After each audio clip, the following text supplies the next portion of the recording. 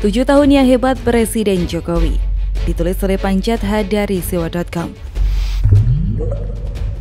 Presiden Jokowi yang sedang meniti periode keduanya pada Oktober 2021 ini tepat 7 tahun mengabdi untuk bangsa dan negara. Atas rahmat dan penyertaan Tuhan Yang Maha Kuasa, Jokowi dapat melampaui banyak hal sehingga tiba pada kondisi yang sekarang. Hari-hari ini Jokowi tampak menikmati karya-karya besar yang dia telah lakukan selama ini. Terlebih selama setahun terakhir berada dalam situasi sulit. Pandemi yang berkepanjangan memang telah menguras banyak staminanya. Namun memasuki bulan-bulan terakhir tahun 2021, situasi dan kondisi relatif sudah terkendali. Maka dengan sumringah Jokowi belusukan ke berbagai daerah. Dibantu oleh orang-orang hebat di sekelilingnya, kepala negara telah membawa negara ini ke jalur yang benar. Banyak hal spektakuler yang sudah dia selesaikan, seperti pembangunan infrastruktur di berbagai daerah. Sepanjang September-Oktober 2021 ini misalnya, sejumlah bendungan telah diresmikan di berbagai provinsi. Proyek-proyek yang menelan ratusan miliar sampai triliunan rupiah tentu sebanding dengan manfaat yang akan diberikan untuk rakyat setempat. Berkat bendungan, para petani akan lebih enjoy bekerja mengolah lahan sehingga menjadi lebih produktif sepanjang tahun. Demikian halnya dengan jalan-jalan tol yang dibangun di mana-mana untuk mempercepat dan mempermudah gerak lintas masyarakat yang pasti berimbas pada semakin lancarnya roda perekonomian yang ujung-ujungnya menyejahterakan rakyat banyak. Yang lebih mencengangkan tentu keberanian pemerintah membuka akses guna mengakhiri masa-masa suram berbagai kawasan yang sudah puluhan tahun terisolir. Sulit dipercaya dalam 7 tahun pemerintahannya, Jokowi sudah mengantarkan Papua menjadi tuan rumah PON yang ke-20. Sukses itu sekaligus menjadi jawaban cerdas atas besarnya perhatian Jokowi terhadap kawasan yang selama puluhan tahun dibiarkan tertinggal ini. Lewat tangan dingin Jokowi, PT Freeport yang selama ini menguras kekayaan alam Papua untuk banyak pihak yang tidak berkepentingan, kini mayoritas sudah dikuasai negara kita. Belum lagi banyak aset yang selama sekian tahun dikangkangi pihak asing, satu persatu ditarik untuk jadi milik bangsa Indonesia. Tidak akan cukup waktu untuk membahas langkah-langkah besar pemerintah yang tentu memang belum sempurna.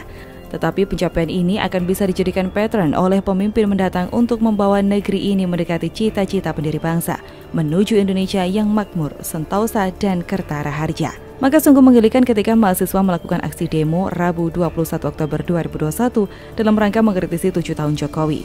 Mengkritik pemerintah itu perlu dan harus, tetapi mbok ya yang bernas dan berbobot sedikit gitu loh. Jangan asal cuap-cuap tanpa dasar. Masa sih dalam aksi demo kemarin itu mahasiswa yang mengatasnamakan BMSI itu membuat narasi bahwa Jokowi mengkhianati rakyat? Rakyat yang mana? Janji-janji kampanye yang mana yang diingkari Jokowi? Mestinya mahasiswa menggeruduk Balai Kota DKI Jakarta, memaksa penguasa setempat untuk mengembalikan triliunan rupiah uang rakyat yang dihambur-hamburkan untuk acara balap mobil yang sama sekali tidak bermanfaat untuk rakyat. Jokowi berupaya menarik ratusan triliun rupiah uang rakyat dari pengutang BLBI. Bukannya disemangati mahasiswa, ini kok malah didemo? Entah apa yang merasukimu. Mahasiswa mestinya menjadi kontra gerakan-gerakan yang terindikasi merusak dan mengganggu tatanan bernegara. Namun apa lacur, mahasiswa kita diam saja ketika radikalisme memperlihatkan nafsu besarnya untuk menjungkir balikan negeri ini. Yang lebih menyedihkan justru kaum mahasiswa ini cenderung mendiamkan untuk tidak mengatakan membela anasir-anasir yang sifatnya merongrong kedaulatan negara.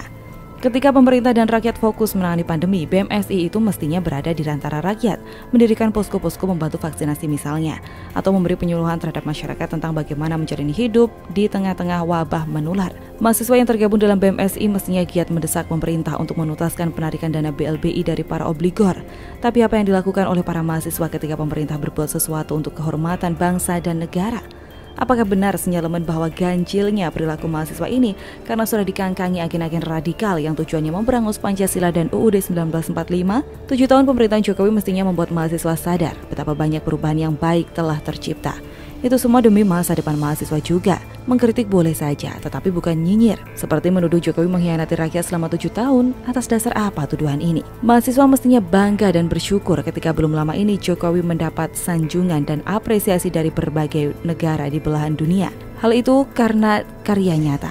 Pujian global itu memang hanya berkisar soal penanganan pandemi, tapi sebenarnya lebih dari itu. Selama 7 tahun terakhir ini, Jokowi telah melakukan banyak pekerjaan hebat. Ingin tahu lebih menarik? Yuk simak video selanjutnya. Dunia krisis energi yang pegang batu bara, CPO, nikel. Ini ramalan Jokowi. Belakangan ini beberapa negara sedang dilanda krisis energi. Hal itu membuat beberapa harga komoditas merangkak naik. Presiden Jokowi menilai di balik krisis energi yang terjadi di beberapa negara belakangan memberikan keuntungan bagi Indonesia. Apalagi ekspor Indonesia masih banyak dari sektor komoditas. Dengan kenaikan harga komoditas, Jokowi yakin perekonomian di daerah juga akan ikut terdorong naik. Sebab beberapa daerah di Indonesia bergantung pada komoditas. Dalam acara peresmian pembukaan Apkasi Otonomi Expo 2021, Jokowi mengatakan hal ini mulai terjadi di beberapa negara, di Eropa, di Cina, krisis energi yang semuanya tidak diduga. Tapi Indonesia diuntungkan karena harga komoditas naik. Presiden Jokowi mengira daerah yang memiliki kelapa sawit, batu bara, nikel, atau tembaga semuanya senang. Akhir-akhir ini mulai terjadi di beberapa negara, di Eropa, di China, krisis energi yang semuanya nggak duga. Tapi kita diuntungkan karena harga komoditas naik. Saya kira daerah yang memiliki kelapa sawit, yang memiliki batu bara senang semuanya. Atau yang memiliki nikel, atau yang memiliki tembaga, semuanya senang karena ekonomi di daerah penghasil komoditas itu pasti akan merangkak naik. Oleh karena itu, Jokowi menyambut baik diselenggarakannya Apkasi Otonomi Expo 2021. Melalui pameran ini, para pemerintah kabupaten bisa menunjukkan kekuatan ekonomi masing-masing dan bisa saling berkolaborasi untuk memperkuat ekspor, termasuk perluasan pasar-pasar ekspor baru dan jangan lupa sekali lagi pasar dalam negeri yang sangat potensial dan sangat besar. Karena jumlah penduduk kita 270 juta dan kelas menengah bertumbuh sangat pesat. Ini harus menjadi peluang untuk memperkuat industri dalam negeri kita. Jangan sampai pasar yang sangat besar ini diambil produk-produk negara lain. Di depan para pemimpin daerah yang tergabung dalam Asosiasi Pemerintah Kabupaten Seluruh Indonesia atau APKASI, Jokowi menegaskan semua pihak harus siaga menghadapi semua hal yang tidak pasti mengingat secara global negara-negara di dunia penuh dengan keraguan-raguan dan ketidakpastian. Karena dunia global sekarang ini betul-betul penuh dengan keraguan-raguan, penuh dengan ketidakpastian, penuh dengan kompleksitas masalah yang sebelum-sebelumnya tidak pernah terjadi. Pihaknya lantas menyinggung krisis yang menimpa Eropa dan Cina. Menurut Jokowi, hal itu tidak ada yang menduga. Kendati demikian, ex-gubernur DKI Jakarta itu tidak menampik kalau Indonesia diuntungkan karena harga komoditas naik. Jokowi menyatakan perekonomian daerah terutama perdagangan, investasi, dan turisme harus segera digerakkan kembali di tengah perjuangan negeri ini melawan pandemi virus COVID-19 yang melanda Indonesia dan dunia sejak Maret 2020. Kepala negara menegaskan perekonomian harus segera diaktifkan kembali, tetapi dengan tetap waspada terhadap masalah kedisiplinan protokol kesehatan. Vaksinasi menurut Jokowi harus cepat dilanjutkan. Sebagai informasi, Indonesia sudah menyuntikkan 171 juta dosis ke rakyat dan targetnya nanti sampai di akhir Desember akhir tahun ini minimal 270 juta dosis. Jadi masih banyak sekali dalam 2 bulan lebih ini yang harus kita lakukan, utamanya berkaitan dengan vaksinasi. Terkait dengan harga komoditas, berdasarkan catatan tim riset CNBC Indonesia, harga batu bara memang masih turun pada pertengahan Selasa kemarin, di mana harga batu bara di pasar ICE Newcastle ditutup dengan harga 220,9 US dollar per ton, ambles 6% dari hari sebelumnya. Meski kemarin turun tajam, harga komoditas ini masih membukukan lonjakan 34,85% dalam sebulan terakhir. Sejak akhir 2020, harga meroket 197,33%. Sementara itu, kontrak minyak sawit mentah atau CPO sudah diperdagangkan lagi. Pada Rabu 20 Oktober 2021 pukul 10.51 waktu Indonesia Barat, harga CPO di Bursa Malaysia tercatat 5.008 per ton ringgit Malaysia, melonjak 1,25% dibandingkan penutupan perdagangan awal pekan ini.